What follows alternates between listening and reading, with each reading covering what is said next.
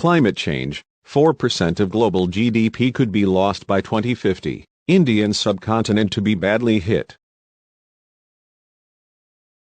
Climate change could see 4% of global annual economic output lost by 2050 and hit many poorer parts of the world disproportionately hard, a new study of 135 countries has estimated.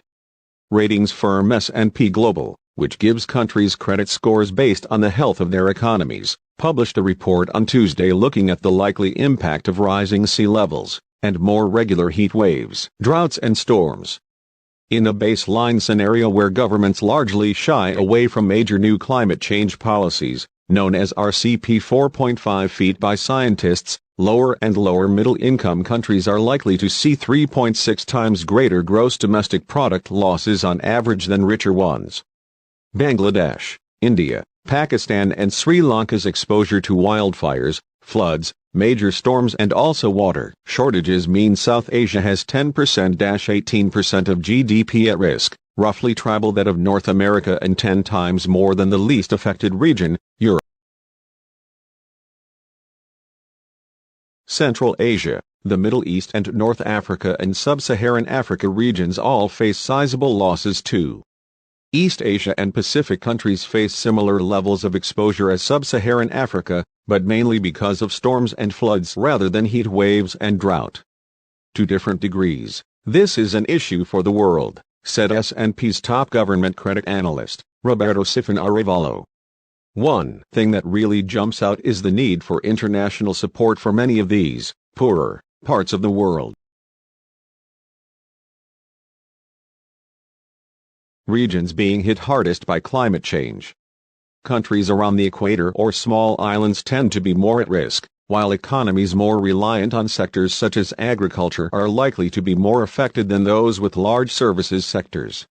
For most countries, exposure to and costs from climate change are already increasing.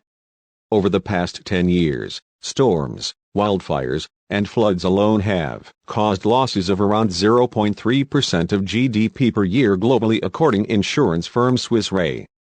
The World Meteorological Organization, WMO, also calculates that, on average, a weather, climate, or water-related disaster has occurred somewhere in the world every day for the last 50 years, causing 115 daily deaths and over $202 million in daily losses.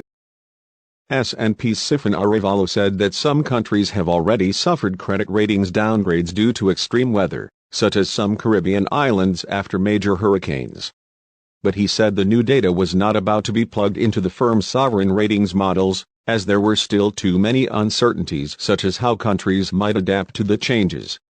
A study last year by a group of UK universities looking at a more extreme rise in global temperatures predicted that over 60 countries could see their ratings cut because of global warming by 2030. Some experts have also suggested a sliding scale for ratings, where highly exposed countries would have one credit score for the next 10 years or so and another one for further in the future when problems are likely to be biting. We strive to tell what is relevant and where, Sifan Arevalo said. But we don't rate to a worst-case scenario, we rate to a base-case scenario.